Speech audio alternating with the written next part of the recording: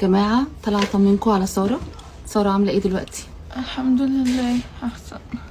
هي الحمد لله دلوقتي بس هي لسه يعني عندنا امل في ربنا انه حد ياخد الحاله ويسفرها بره.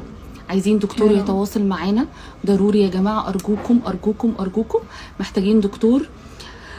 بيقولوا احسن طب في برشلونه، عايزين حد يتواصل معانا من هناك في اسبانيا، لان عرفنا ان في حالات كانت زي ساره واسوأ وتعالجوا وبقوا بيشوفوا دلوقتي وعايشين حياتهم كويس. فارجوكم اي حد يقدر يوصلنا بدكتور بعينه بذاته ما يتاخرش علينا. احنا متعشمين في ربنا وراضيين بحكمته وراضيين اللي ربنا كاتبه لنا، الحمد لله على كل شيء، بس لسه هيفضل عندنا امل. فارجوكم ساعدونا ان الامل ده يكبر ويبقى حقيقه. اي حد يقدر يوصلنا بدكتور في مستشفى يكلمنا ياخد الحاله نصفرها، يعمل